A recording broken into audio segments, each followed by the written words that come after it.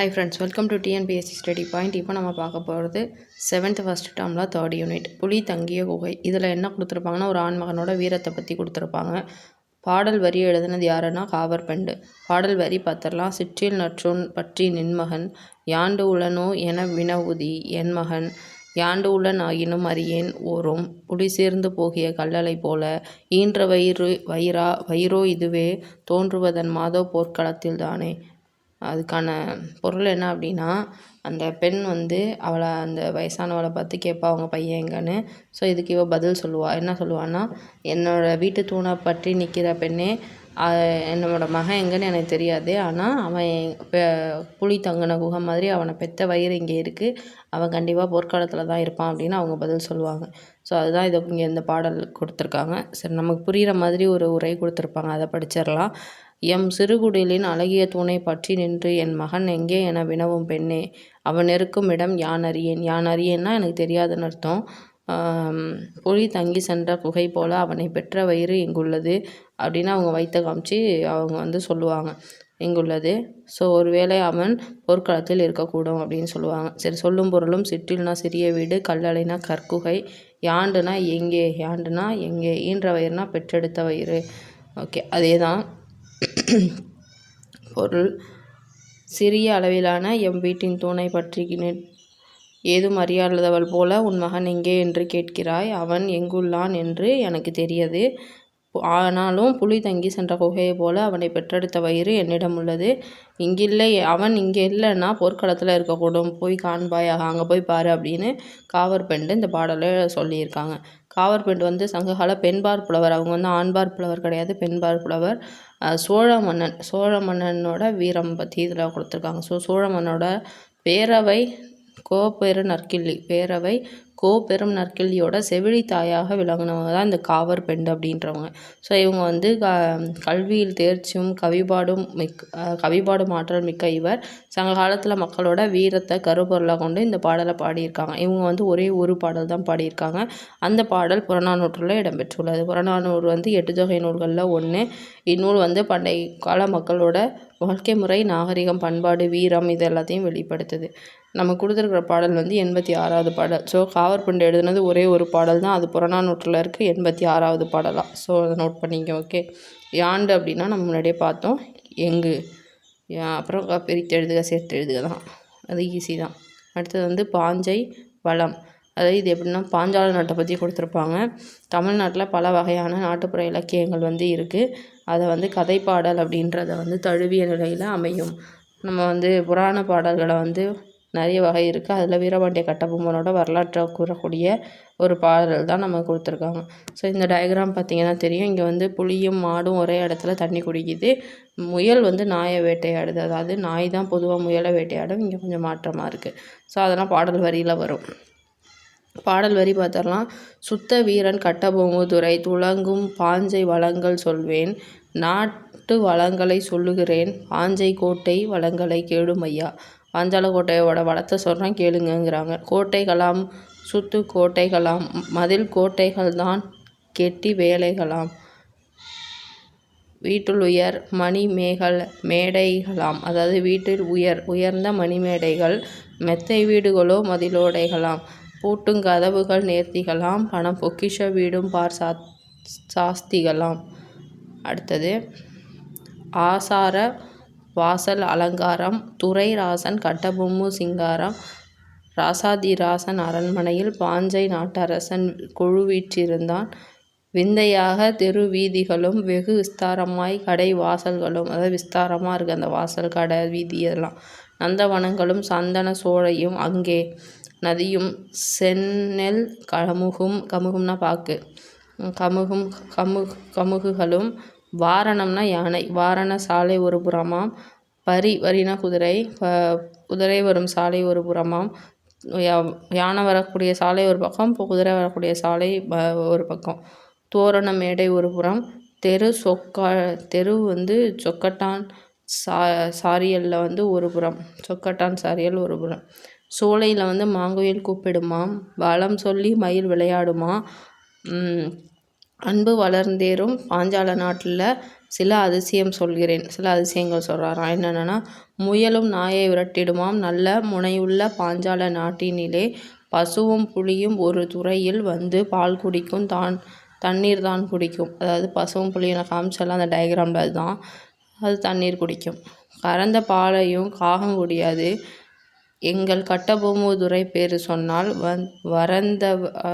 வரந்தவருவாளே சக்கதேவி திருவாக்கருள் செய்வாளே சக்கதேவி. அதாவது ஜக்கம்மா அந்த தான் சக்கதேவி அப்படின்னு கொடுத்துருக்காங்க.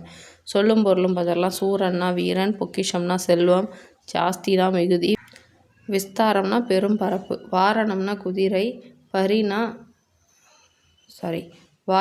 யானை, பரினா குதிரை, சிங்காரம் அப்படின்னா அழகு, கமுகுனா பாக்கு. குறையில்லாத வீரனாகிய கட்டபொம்மன் இருந்து ஆட்சி செய்யக்கூடிய பாஞ்சாலங்குறிச்சியின் வளங்களை சொல்கிறாங்க. அது பொருள் நம்ம ஆல்ரெடி பார்த்தோம்ல, அதே தான் ஒரு தடவை பார்த்துடலாம். அந்த நாட்டின் வளத்தையும் பாஞ்சாலங்குறிச்சி கோட்டையோட வளத்தையும் கேளுங்கள். நகரில் பல சுற்றுகளாக கோட்டைகள், அதாவது நிறைய சுற்றுகளாக கோட்டைகள் இருக்கும். அதை மதில்களால் சூழப்பட்டவையாக மிக வலிமையாக கட்டப்பட்டிருக்கும். வீடுகள் தோறும் மணிகளால் அழகு செய்யப்பட்ட மேடைகள் இருக்கும். வீடுகளில் எல்லாம் மதில்கள் சூழப்பட்ட மாடி வீடுகளாக இருக்கும். வீட்டு கதவுகள் மிகவும் நேர்த்தியாக செல்வம் நிறைந்தவையாக இருக்கும். கஜானாலாம் இருக்கும்னு சொல்லியிருப்பாங்க. அடுத்தது, அரண்மனை வாயில் முறைப்படி அழகுபடுத்தப்பட்டிருக்கும். அழகு மிகுந்த அரசனாகிய கட்டபொம்மன் அரசவையில் வீற்றிருப்பான். புதுமையான தெருவீதிகளும், பெரும் பரப்பில் அமைந்த கடைகளும், பூஞ்சோலைகளும், சந்தன மர சோலைகளும், ஆறுகளும், நெல் வயல்களும், பாக்குத்தோப்புகளும் அந்த நாட்டிற்கு அழகு சேர்க்கும். யானை கூடமும் குதிரை கொட்டில்கள் ஒரு புறமும் இருக்கும். தோரணங்கள் கட்டப்பட்ட மேடையும் தாயம் ஆடுவதற்கான இடமும் ஒரு புறம் இருக்கும். சோலைகளில் குயில்கள் கூவும், மயில்கள் நாட்டின் வளத்தை விளையாடும். அன்பு வளரும் நாடாகிய பாஞ்சாலங்குறிச்சியில் நிகழும் சில விந்தைகள் வீரம் மிகுந்த நாடாகிய பாஞ்சாலங்குறிச்சியில் முயலானது தன்னை பிடிக்க ஒரு வேட்டை நாயை எதிர்த்து விரட்டிவிடும். பசுவும் புலிய நீர்நிலையில் ஒரே இதில் தண்ணி குடிக்கும். கட்டபொம்மன் பெயரை சொன்னால் கறந்து வைத்த பாலை கூட காகம் குடிக்காது. ஜக்கம்மாதேவி பாஞ்சாலங்குறிச்சிக்கு திருவாக்கு அருள்வாள் அப்படின்னு கொடுத்துருக்காங்க. நான் சொன்னேன் இல்லையா ஜக்கம்மாதேவின்னு. ஸோ அதுதான் நூல்வெளி. கட்டபொம்மன் கதை பாடல்கள் பல வடிவங்களில் இருக்குது. அதில் பலரால் பதிப்பிக்கப்பட்டிருக்கு. இங்கே நமக்கு கொடுத்துருக்கிறது வானமாமலை தொகுத்து வெளியிட்ட வீரபாண்டிய கட்டபொம்மன் பாடல்கள்ன்ற நூலில் தான் நமக்கு இது கொடுத்துருக்காங்க. ஊர்வலத்தில் முன்னால் டேஷ் அசைந்து வரும். ஊர்வலத்தில் முன்னால் எது அசைந்து வரும்? ஊர்வலத்தின் முன்னால் வாரணம் அசைந்து வரும், அதாவது யானை அசைந்து வரும். பாஞ்சாலங்குறிச்சியில் எது நாயை விரட்டும்னா முயல் நாயை விரட்டிவிடும். அதுக்கப்புறம் மெத்தை வீடு அப்படின்னு எதை சொல்கிறோன்னா மாடி வீட்டை சொல்கிறோம். அடுத்தது பொறுத்துக. பொக்கிஷம் அப்படின்னா செல்வம், சாஸ்தினா மிகுதி, பொக்கிஷம்னா செல்வம், சாஸ்தினா மிகுதி, விஸ்தாரம்னா பெரும்பரப்பு, சிங்காரம்னா அழகு. இது பொருள்கள் மீனிங்கை வச்சுட்டு கேட்டிருக்காங்க. ஓகே, அடுத்தது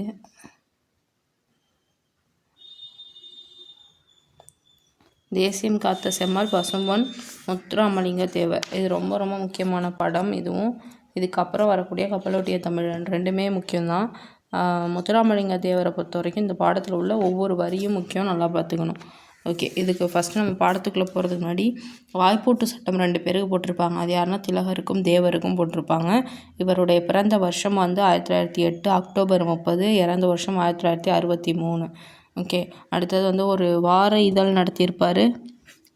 அது பேர் நேதாஜி. இவர் நேதாஜி மேலே ரொம்ப பற்றோடு இருப்பார், ரொம்ப பிடிக்கும் அவருக்கு. காமராஜருக்கு ஒரு உதவி செஞ்சுருப்பார் 1936. இவர் பிறந்தது 1908, இறந்தது 1963. நிறைய இடத்துல இயர்ஸ் வரும், அதை பார்த்துக்கணும். அவரோட பேரண்ட்டு பார்க்கணும், அவர் எங்கே படித்தாருன்னு பார்க்கணும். இவரை தேசியம் காத்த செம்மல் அப்படின்னு யார் சொன்னாங்க அப்படின்னு பார்க்கணும். அப்புறம் அந்த நேதாஜி அப்படிங்கிறது என்ன இதழ், மாத இதழா வார இதழா அப்படிங்கிறத பார்க்கணும். இவர் என்னென்ன பேசினார், இவர் எங்கெங்கே இப்போ என்னென்ன போட்டிகளில் இதிலெல்லாம் தேர்தலெல்லாம் நின்றுருக்காரு, அதில் இதில் வெற்றி பெற்றிருக்காரு, என்னென்ன மாநாடுகள்லாம் எங்கெங்கே போய் கலந்துக்கிட்டார், இவர் பண்ண மொத்த விஷயங்களை நம்ம தெரிஞ்சுக்கணும். ஓகே, இப்போ நம்ம பார்க்கலாம். நமது தொண்டர்களின் தொண்டால் மக்களின் உள்ளங்களில் கவர்ந்த தலைவர்கள் நிறைய பேர் இருக்காங்க. நாட்டின் விடுதலைக்காக பாடுபட்டவர் பலர், சமுதாய பணி செய்தோர் பலர், அரசியல் பணி செய்தோர் பலர். இவை அனைத்தையும் ஒரு சேர செய்து புகழ்பெற்ற தலைவர் ஒருவர் தான் முத்துராமலிங்க தேவர். ஓகே, பசும்பொன் முத்துராமலிங்க தேவர். அவங்க அப்பா பேர் வந்து உக்கிரபாண்டிய தேவர். ஸோ வந்து இவர் இனிஷியல் முத்துராமலிங்க தேவர். அதை வச்சு ஞாபகம் வச்சுக்கணும். வீர பேச்சால் எத்தனையோ தியாகிகளையும் விவேக பேச்சால் எத்தனையோ அறிவாளிகளையும் உண்டாக்கியவர். உண்மையை மறைக்காமல் வெளியிடுவது தனி துணிச்சல் பெற்றவர். சுத்த தியாகி என்று இவரை சொன்னது யாருன்னா தந்தை பெரியார். தந்தை பெரியாரால் சுத்த தியாகி என்று போற்றப்பட்டவர் இவர். இளமை காலம். முத்துராமலிங்க தேவர் வந்து 1908 அக்டோபர் 30 ராமநாதபுரத்தில் பசும்பொன் அப்படின்ற ஊரில் பிறந்திருக்காரு. அதனால தான் இவர் பசும்பொன் முத்துராமலிங்க தேவர்னு சொல்கிறோம். எங்கன்னா ராமநாதபுரத்தில். செல்வ செழிப்பு மிக்க குடும்பத்தில் தான் பிறந்திருக்காரு. அப்பா பேர் உக்கிரபாண்டிய தேவர், அம்மா பேர் இந்திராணி அம்மையார். இவர் வந்து இளமையிலேயே அவங்க அம்மாவை இழந்துட்டார். இஸ்லாமிய தாய் ஒருத்தர் தான் இவங்களை வந்து பாலூட்டி வளர்த்தாங்க. முத்துராமலிங்க தேவர் வந்து அவருடைய தொடக்க கல்வியை கமுதியிலும் உயர்நிலை கல்வியை வந்து மதுரை பசுமலை பள்ளியிலையும் படிச்சிருக்காரு.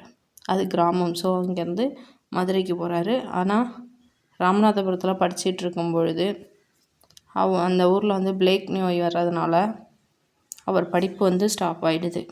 ஸோ அவராகவே நிறைய நூல்களை படித்து அவரோட அறிவை வந்து வளர்த்துக்கிறாரு. அவர் வந்து ஆங்கிலம் தமிழ்னு 2 மொழிகளில் சரளமாக சொற்பொழிவு ஆற்ற அளவுக்கு திறமை வச்சுருக்காரு.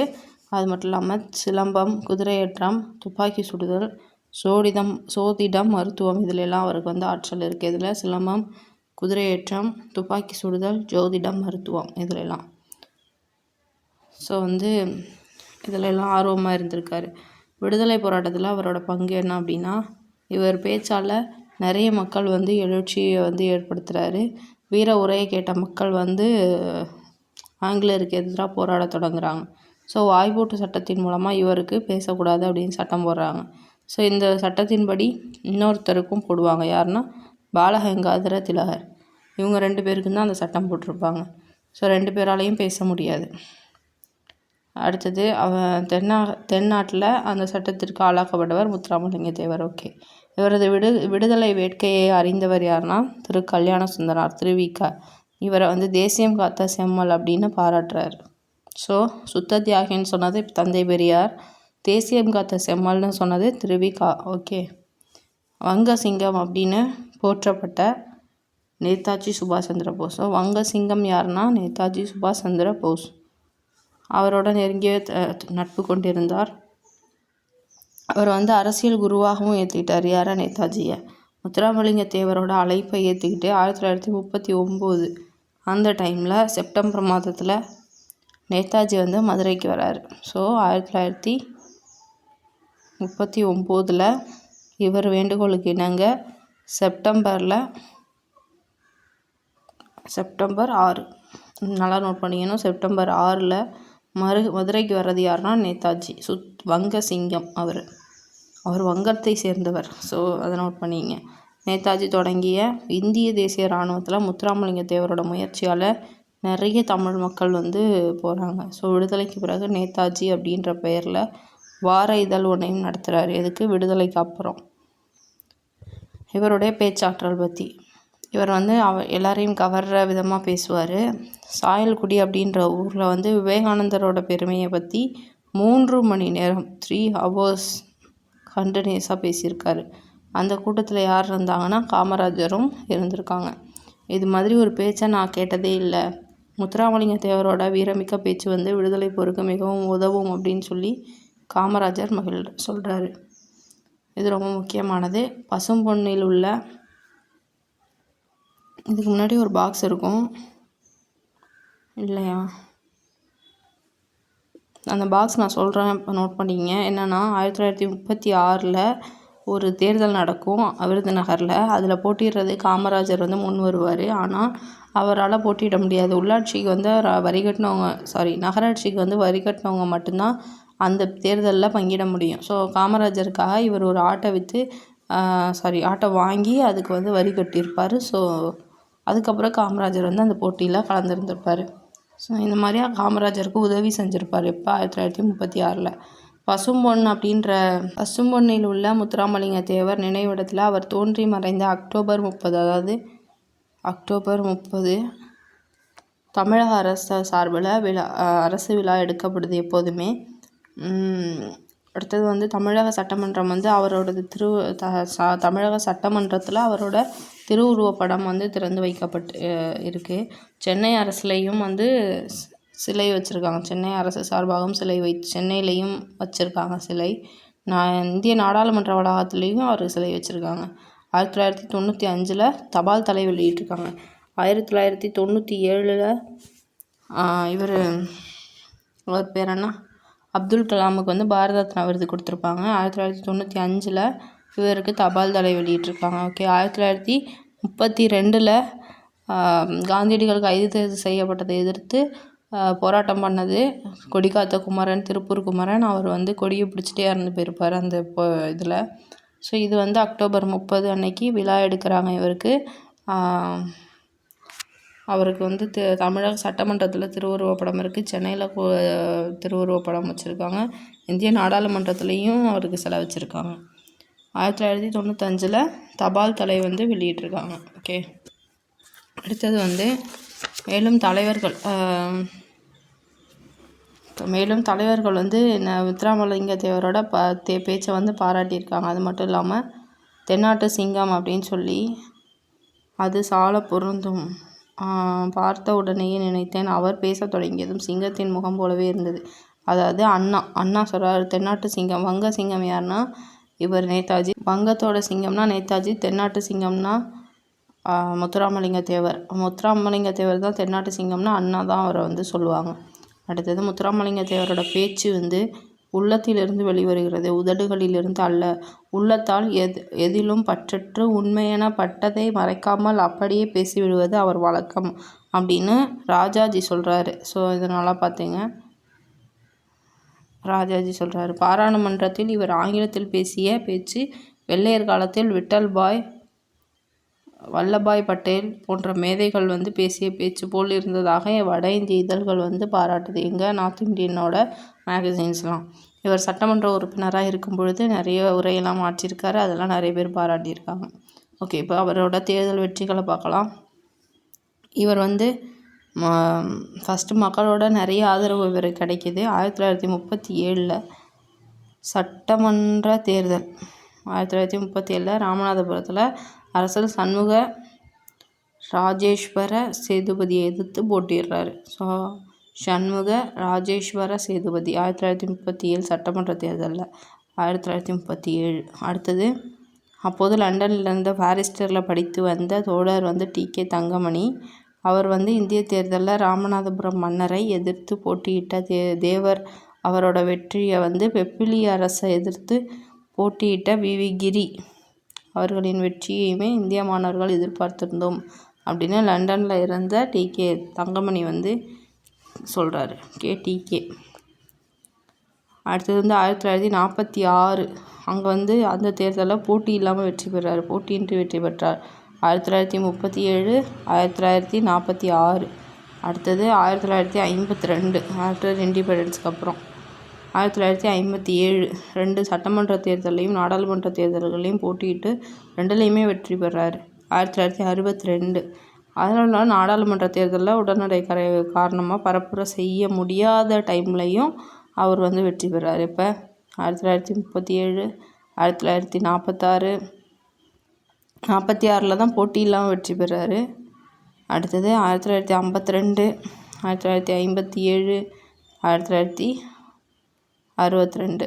ஸோ எந்த இதை வெப்பிலி அரசை எதிர்த்து போட்டியிட்ட வி.வி. கிரின்னு சொல்கிறாங்க. 1937 காரணம் அவர் போட்டியிட்டது சேதுபதியை எதிர்த்து. இந்த சேதுபதி சண்முக ராஜேஸ்வர சேதுபதியை எதிர்த்து. ஓகே. இத்தனை வெற்றிகள் அவருக்கு கிடைக்கிது. பரம்பரை சட்ட எதிர்ப்பு மாநாடுகள் அவர் நடத்தியிருக்கார். அதை பற்றி பார்க்கலாம். ஆங்கில ஆட்சியோட மக்களை ஒடுக்குவதற்கு கொண்டு வரப்பட்டது தான் குற்ற பரம்பரை சட்டம். இறப்பாலேயே ஒருவர் குற்றவாளியாக கருதி சட்டத்தை நீக்கிறதுக்காக நிறைய பேர் போராட்டம் நடத்துகிறாங்க. முத்துராமலிங்க தேவர் அதுக்கு இது பண்ணுறாரு. 1934 மே 13, 12 இந்த தேதிகளில் கமுதியில் வந்து குற்ற பரம்பரை சட்ட எதிர்ப்பு மாநாடை வந்து நடத்துகிறாரு. இப்போ 1934 மே 12, 13 அந்த தேதியில் 1948 அந்த சட்டத்தை நீக்கிடுறாங்க. ஸோ சுதந்திரம் கிடச்சி அப்புறம் ஆலய நுழைவு போராட்டம். இதில் முக்கியமானது என்ன அப்படின்னா, அக்காலத்தில் வந்து மதுரை மீனாட்சி அம்மன் கோயிலில் ஒரு சிலருக்கு போகிறதுக்கு தடை இருக்குது. ஸோ அந்த தடையை எதிர்த்து 1939 ஜூலை 8 1939. ஸோ இது கிட்டத்தட்ட 40க்கு பக்கத்தில் வருது. 40ல் என்ன போராட்டம் வரும்னு எனக்கு கமெண்ட்டில் லீவ் பண்ணுங்கள், நான் செக் பண்ணுறேன். ஜூலை திங்கள் 8ஆம் நாள் மதுரை வைத்தியநாத ஐயர் கோவிலில் நுழைவுப் போராட்டம் நடத்த திட்டமிடுறாரு. அதை எதிர்த்து அர்ச்சகர்கள் வந்து ஆலய பணியை புறக்கணிக்கிறாங்க. தேவர் திருச்சுழியில் இருந்து அர்ச்சகர் 2 பேரை வர வச்சு அந்த நுழைவு போராட்டத்தை வந்து வெற்றி பெற செய்கிறார். இது ரொம்ப முக்கியமான பாக்ஸ் கொஷின். முத்துராமலிங்க தேவரோட சிறப்பு பெயர்கள்: தேசியம் காத்த செம்மல், வித்யா பாஸ்கர், பிரணவகேசரி, அப்புறம் வந்து சன்மார்க்க சண்டமாருதம். கேசரின்னு பார்த்தோன்னா உங்களுக்கு இன்னொரு விஷயம் ஞாபகம் வந்திருக்கணும். கேசரின்ற அந்த இதில் நடத்துனது யார், எந்த மொழியில்? கமெண்ட்டில் லீவ் பண்ணுங்கள். சன்மார்க்க சண்டமாருதம் இந்து புத்த சமய மேதை. தேசியம் காத்த செம்மல் தெரியும். வித்யா பாஸ்கர், பிரணவகேசரி, சன்மார்க்க சண்டமாருதம், இந்து புத்த சமய மேதை. இதெல்லாம் அவருடைய சிறப்பு பெயர்கள். மதுரை வைத்தியநாத ஐயர் கோயிலில் போராட்டம் நடத்தியிருக்காரு, வெற்றியும் பெற்றிருக்காரு. விவசாயத்தோழர், விவசாயிகளுக்கு எந்த அளவுக்கு உதவி செஞ்சுருக்காரு? ஜமீன் விவசாயிகள் சங்கம் ஏற்படுத்தி விவசாயிகளோட துயரத்தை உடைக்கிறதுக்கு பாடுபட்டிருக்கார். உழுபவருக்கு தான் நிலம் சொந்தம் அப்படிங்கிற அந்த கான்செப்ட் இது பண்ணியிருக்காரு. அவருக்கு சொந்தமான 31 சிற்றூரில் இருந்த விளைநிலங்களை குத்தகை இல்லாமல் யார் உழுகிறாங்களோ அவங்களுக்கே வந்து பங்கிட்டு கொடுத்துருக்காரு. ஸோ இது ரொம்ப முக்கியமான விஷயம். 31 சிற்றூர். கூட்டுறவு சிந்தனையாளர். கமுதியில் வியாபாரிகள் விவசாய உற்பத்திக்கான பொருள்களை வந்து குறைந்த விலைக்கு வாங்கியதால் விவசாயிகள் வந்து பாதிக்கப்பட்டிருக்காங்க. ஸோ இவர் என்ன பண்ணியிருக்காருன்னா, பாரத மாதா கூட்டுறவு பண்டக சாலை அப்படின்னு ஒன்று ஏற்படுத்தி விளைபொருள்களை சரியான விலைக்கு கிடைக்க இது பண்ணியிருக்காரு. ஸோ பாரத மாதா கூட்டுறவு பண்டக சாலை. தொழிலாளர் தலைவர் அப்படின்னு ஏன் சொல்கிறாங்கன்னா, 1938. ஸோ 39 ஜூலை 8 வந்து போராட்டம், ஆலய நுழைவு போராட்டம். 34 கமுதியில் குற்றப்பரம்பரை சட்டத்தை எதிர்த்து போராட்டம். அதுக்கப்புறம் தேர்தல் வந்து 1937, 1946, 1952, 1957, 1962. இதெல்லாம் வந்து தேர்தல். ஓகே. அவர் பிறந்தது 1908, இறந்தது 1963. இயர்ஸ் ரொம்ப ரொம்ப முக்கியம், அதை நோட் பண்ணிக்கணும். பாரத மாதா கூட்டுறவு பண்டக சாலை தான் அவர் ஏற்படுத்தினார். அடுத்தது தொழிலாளர் தலைவர் 1938. மதுரையில் 23 தொழிலாளர்கள் சங்கங்களோட தலைவராக தேவர் இருக்கார். அது மட்டும் இல்லை, மதுரையில் இருந்த நூற்பாலையில் வேலை செய்த தொழிலாளர்களோட உரிமைக்காக ஜீவானந்தத்தோடு இணைந்து 1938 போராட்டம் நடத்துகிறாரு. ஸோ 7 திங்கள்னால் 7 மாதம், 7 மாதம் வந்து சிறை தண்டனை கொடுத்துருக்காங்க. ஓகே. அடுத்தது வந்து உழவர்களோட நலனுக்காக ராஜபாளையத்தில் ஒரு பெரிய மாநாடு நடத்துகிறாரு. பெண் தொழிலாளருக்கு மகப்பேறு காலத்தில் ஊதியத்தோட கூடிய விடுப்பு வேணும் அப்படின்னு போராடியிருக்காரு. ஸோ இப்போ கொடுக்குற மகப்பேறு காலத்துக்கு பேஸ் இவர் போட்டது போல். ஓகே. அடுத்தது சிறைவாசம். சுதந்திர போராட்டத்தோட மிக தீவிரமாக ஈடுபட்டதுனால கைது செய்யப்பட்டு அலிப்பூர், அமராவதி, தாமு, கல்கத்தா, சென்னை, வேலூர் இந்த இடத்துலலாம் வந்து சிறை வைக்கப்பட்டிருந்தார். 2ஆம் உலகப் போர் சமயத்தில் மத்திய பிரதேசத்தோட தாமு அப்படின்ற நகரில் உள்ள இராணுவ சிறையில் வந்து அடைக்கப்பட்டு போர் முடிஞ்சதுக்கப்புறம் விடுதலை செய்யப்பட்டிருக்காரு. எந்த இடத்துல? அலிப்பூர் சிறையில். அமராவதி, தாமு, கல்கத்தா, சென்னை, வேலூர் இந்த சிறைகள்லாம் அடைக்கப்பட்டிருக்காரு. ஓகே. பசும்பொன் முத்துராமலிங்க தேவர் வந்து இந்த மண்ணில் வாழ்ந்த நாட்கள் வந்து 20,075. ஆனால் சிறையில் அவர் இருந்த நாட்கள் வந்து 4,000. தன் வாழ்நாளில் 5ல் ஒரு பங்கை வந்து சிறையிலேயே கழிச்ச ஒருத்தர் யாருன்னா, தேசியம் காத்த செம்மல் முத்துராமலிங்க தேவனார், தென்னாட்டு சிங்கம். ஓகே. அடுத்தது வந்து பெண்களை தெய்வமாக மதித்து போற்றியவர். ஏன் அப்படி சொல்கிறாங்க அப்படின்னா, 1936, 55 2 வருஷத்தில் பர்மாவுக்கு போயிருக்காரு. ஸோ அங்கே வந்து புத்த பிட்சுகளில் உயர்ந்தவர்களுக்கு பெண்கள் வந்து தங்கள் கூந்தலை நடைபாதையாக விரித்து அந்த வரவேற்பு அளிப்பது வழக்கம். ஸோ தேவர் பர்மா போயிருக்கும் பொழுது இவருக்கும் அந்த இதை அளிக்கிறதுக்கு முன் வராங்க. ஸோ இது பெண்களை இழிவுபடுத்துவதாக உள்ளது அப்படின்னு சொல்லி அதை வந்து மறுத்துட்டார். ஓகே, நாடு போற்றும் நன்மைகள். இவர் வந்து பொது தொண்டுக்கு இடையூறாக இருக்கும்னு திருமணம் செய்து கொள்ளலை. தியாக வாழ்வு வாழ்ந்திருக்காரு முத்துராமலிங்க தேவர். இவர் வந்து விவேகானந்தரோட தூதரா, நேதாஜியோட தளபதியா, ஸோ இப்போ சொல்கிறதெல்லாம் தளபதி கிடையாது, நேதாஜியோட தளபதியா, சத்தியசீலரா, முருக பக்தரா, ஆன்மீக புத்திரரா, தமிழ் பாடும் சித்தரா, தென்பாண்டி சீமையில் முடிசூடா மன்னன். இவர் மன்னன் கிடையாது, ஆனால் முடிசூடா மன்னனாக இருந்திருக்காரு. நீதி வலுவா நேர்மையாளராக, புலமையில் கபிலராக, வலிமையில் கரிகாலனாக, கொடையில் கர்ணனாக, பக்தியில் பரமஹம்சராக, இந்திய தாயோட மகனாக விளங்கியிருக்காரு. எவ்வளோ விஷயங்கள் பாருங்கள். சூப்பரில் படிக்கும் பொழுதே அவ்வளோ ஒரு உணர்ச்சி பூர்வமாக இருக்குது. விவேகானந்தரோட தூதர், நேதாஜியோட தளபதி, சத்தியசீலர், முருக பக்தர், ஆன்மீக புத்திரர், தமிழ் பாடும் சித்தர், தென்பாண்டி சீமையில் முடிசூடா மன்னர், நீதி தழுவா நேர்மையாளர், புலமையில் கபிலர், வலிமையில் கரிகாலன், கொடையில் கர்ணன், பக்தியில் பரமஹம்சர், தமிழ் தாயோட நல்ல மகன். இந்த முத்துராமலிங்க தேவர் வந்து 1963 அக்டோபர் 30 சேம் டேட்டு பிறந்ததும் இறந்ததும்.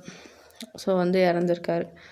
முத்துராமலிங்க தேவர் முதல்ல உரையாற்றினது எங்கே அப்படின்னு கேட்டிருக்காங்க. சாயல்குடி. விவேகானந்தரை பற்றி பேசினார். முத்துராமலிங்க தேவர் நடத்திய இதழ் வந்து நேதாஜி வார இதழ். தேசம் காத்த செம்மல் அப்படின்னு முத்துராமலிங்க தேவரை பாராட்டினது யார்? ஆன்சர் கமெண்ட்டில் லீவ் பண்ணுங்கள். நீங்கள் கரெக்டாக போடுறீங்களான்னு செக் பண்ணுறேன்.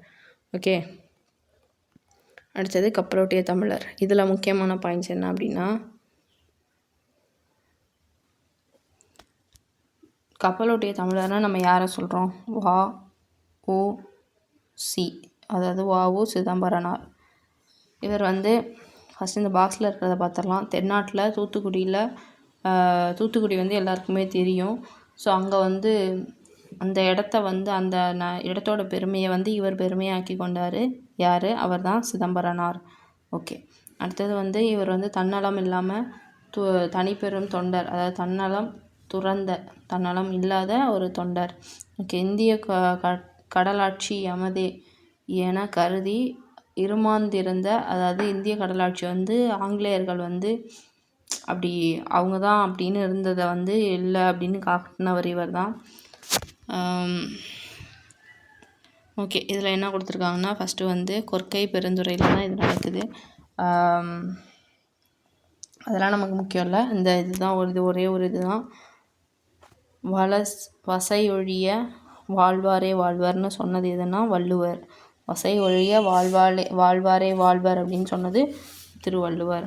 அடுத்தது பாண்டித்துறையார், அதாவது இந்த ஒரு பேரா மட்டும் வாசிச்சு பாருங்கள். வளமார்ந்த துறைமுகமே, இந்த வசையை ஒழிப்பதற்காக இந்நகரின் சுதேச கப்பல் கம்பெனி ஒன்று உருவாயிற்று. பாரத நாட்டு செல்வரும் அறிஞரும் அந்த கம்பெனியில் பங்கு பெற்றாங்க. மதுரை மாநகரில் தமிழ் சங்கம் அமைத்து புலவர்கள் பாடும் உரிமையை வழங்கிய, அதாவது மதுரையில் வந்து தமிழ் சங்கம் அமைத்து புலவர் பாடும் புகழ் உடையவர் வந்து பாண்டித்துறையார். அவர் வந்து அக்கம்பெனியோட தலைவராகிறார். ஸோ செயலராக பணிபுரிந்து பணி செய்யும் பேரும் கிடைக்கிது செயலராக.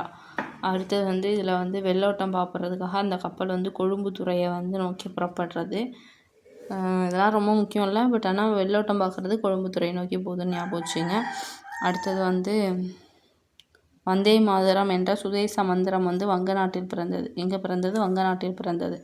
ஸோ இந்த சுதேச உரிமை வந்து வங்க நாட்டில் பிறந்தது. சுதந்திரம் எனது பிறப்புரிமை அடைந்தே தீருவன்னு சொன்னது வந்து திலகர், பாலகங்காதர திலகர்.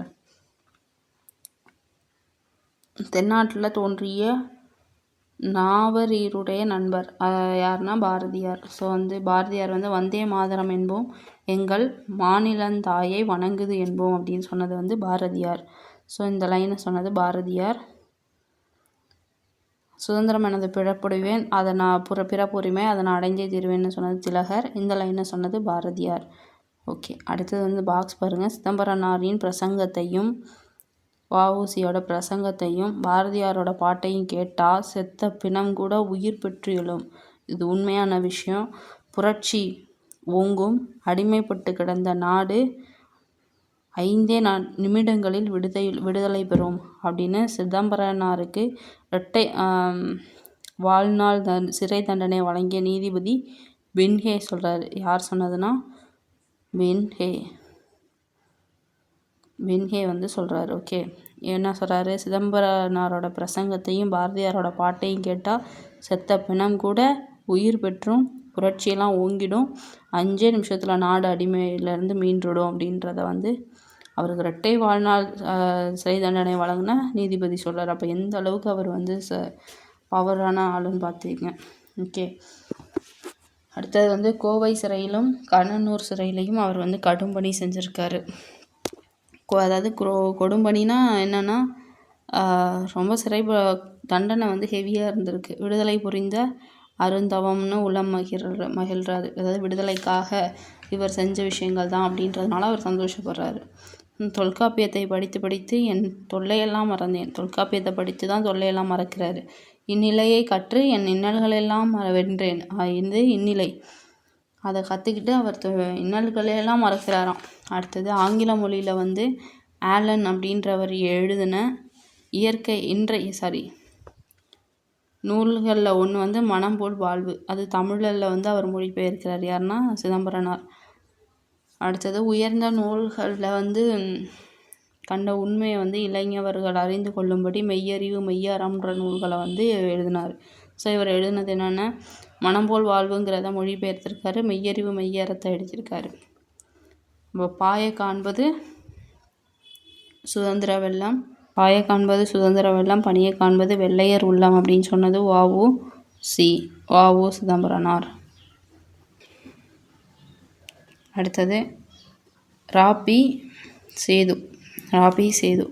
இவர் வந்து சொல்லின் செல்வர். ராபி சேது தமிழறிஞர், எழுத்தாளர், வழக்கறிஞர், மேடை பேச்சாளர், பன்முக திறமை கொண்டவர். சொல்லின் செல்வர் இவர் தான். செய்யுளுக்கே உரிய எதுகை மோனை உரைநடைக்குள்ளே வந்து கொண்டு வந்தவர். மோனை வந்து செய்யுளில் மட்டும்தான் இருந்திருக்கு, அதை உரைநடைக்குள்ளேயும் கொண்டு வந்திருக்காரு. இவர் வந்து தமிழ் இன்பம் அப்படின்ற நூலை வந்து தமிழ் இன்பம் எழுதினது யாருன்னா ராபி சேது. ஓகே, தமிழ் இன்பம் அப்படின்ற நூல் வந்து இந்திய அரசோட சாகித்ய அகாடமி விருது பெற்ற நூல். ஆற்றங்கரையினிலே கடற்கரையினிலே தமிழ் விருது, தமிழகம் ஊரும் பெரும், மேடை பேச்சு, இந்த நூல்கள்லாம் அவர் எழுதியிருக்காரு. ஸோ இந்த வஉசியோட இந்த பகுதி வந்து கடற்கரையினிலே அப்படின்ற நூல்லேருந்து எடுக்கப்பட்டிருக்கு. ஓகே, ஆற்றங்கரையினிலே கடற்கரையினிலே தமிழ் விருந்து, தமிழகம் ஊரும் பேரும், மேடை பேச்சு, அவர் தமிழ் இன்பம். சொல்லின் செல்வர் ராபி சேது. ஓகே, அடுத்தது வந்து இலக்கணம் பார்க்கலாம். வழக்கு.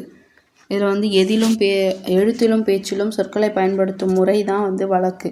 இதை வந்து இயல்பு வழக்கு, தகுதி வழக்குன்னு 2 விதமாக சொல்கிறாங்க. ஸோ இதில் இயல்பு வழக்கு, தகுதி வழக்குன்னு 2 இருக்குது.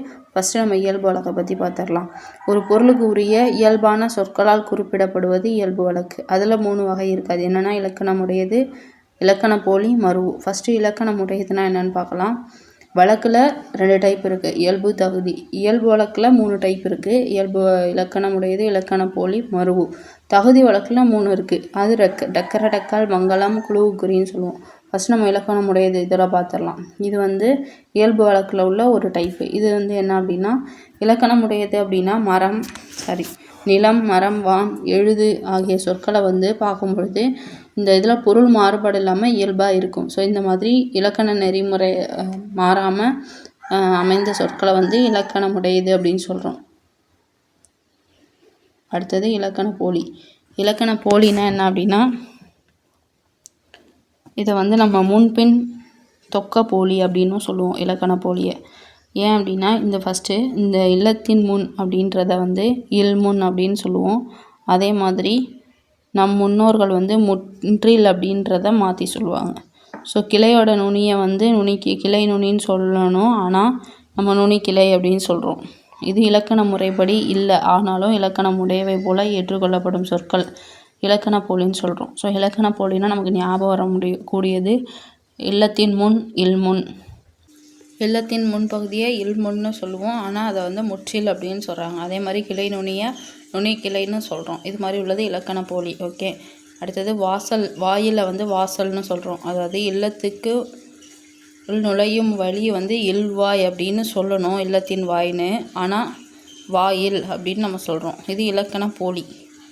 வாயில் அப்படின்ற சொல்லை வந்து நம்ம இப்போ வாசல் அப்படின்னு சொல்கிறோம். இது வந்து மருவு. ஓகே, இதை வந்து நம்ம முன்பின் தொக்க போலி அப்படின்னும் சொல்லுவோம். உதாரணத்துக்கு வந்து நகர்ப்புறத்தை வந்து புறநகர்னு சொல்கிறோம். கால்வாய், வாய்க்கால், தசை, கடைக்கண், இதெல்லாம். அடுத்தது மருவு நம்ம இப்போவே பார்த்தோம் எக்ஸாம்பிளுக்கு, இருந்தாலும் பார்த்துடலாம். எல்லா சொற்களையும் வந்து எல்லா இடங்களையும் முழுமையாக நம்ம பயன்படுத்துகிறது கிடையாது. உதாரணம் தஞ்சாவூரை தஞ்சைன்னு சொல்கிறோம், திருநெல்வேலியை நெல்லைன்னு சொல்கிறோம், நாகப்பட்டினத்தை நாகைன்னு சொல்கிறோம், ராமநாதபுரத்தை ராம்நாடுன்றோம். இது மாதிரி ஒவ்வொரு இடத்துக்கும் நம்ம ஷார்ட்டாக சொல்கிறோம் இல்லையா, அது மாதிரி சொல்கிறது தான் மருவு. கோயம்புத்தூரை கோவைன்னு சொல்கிறோம். இந்த எடுத்துக்காட்டு கொடுத்துருக்காங்க. கோவை, குடந்தை, எந்தை, போது, சோநாடு, இதெல்லாம் வந்து மருவு. அடுத்தது வந்து நம்ம இயல்பு வழக்கு பார்த்துட்டோம். இப்போ தகுதி வழக்கு. தகுதி வழக்கில் 3 டைப் இருக்குது. ஃபஸ்ட்டு தகுதி வழக்குனா என்னன்னு பார்த்துடலாம். ஏதேனும் ஒரு காரணத்தினால பிறரிடம் சொல்ல தகுதியற்ற சொற்களை வந்து தகுதியான வேறு சொல்லால் சொல்கிறது. அதாவது ஒரு அமங்கலமான ஒரு சொல்லாக இருக்கும், அதை சொல்லக்கூடாதாக இருக்கும். அதுக்கு பதிலாக நம்ம வேறு சொல்ல கொஞ்சம் டீசெண்டாக வச்சு சொல்கிறது தகுதி வழக்குன்னு சொல்கிறோம். இதில் 3 டைப் இருக்கிற டக்கர டக்கல், மங்களம், குழுவுக்குறின்னு. ஸோ அது என்னென்னு பார்த்துடலாம். டக்கர டக்கல்னால் பிறரிடம் வெளிப்படையாக சொல்லத்தகாத சொற்களை தகுதுடைய வேறு சொற்களால் சொல்வது. அதாவது கால் கழுவி வந்தான், குழந்தை வெளியே போய்விட்டது, ஒன்றுக்கு போய் வந்தேன், இதெல்லாம் வந்து டக்கர டக்கல். மங்களம்னா என்னென்னு பார்த்துடலாம். செத்தார் அப்படின்றத மங்களம் இல்லாத சொல். இதை வந்து துஞ்சினார், இயற்கை எய்தினார், துஷ்டி கேட்க போகிறேன், இந்த மாதிரி ஒரு டீசெண்டான வேர்டு வச்சு சொல்கிறது மங்களம். ஓலை அப்படின்றது வந்து திருமுகம், கருப்பாடை வெள்ளாடுன்னு சொல்கிறோம். விளக்கை அணைனா விளக்கை குளிரவை, சுடுகாடை நன்காடு அப்படின்னு சொல்கிறோம். ஸோ இதெல்லாம் அமங்கலமான வார்த்தைகளுக்கு பதிலான நல்ல வார்த்தைகள்.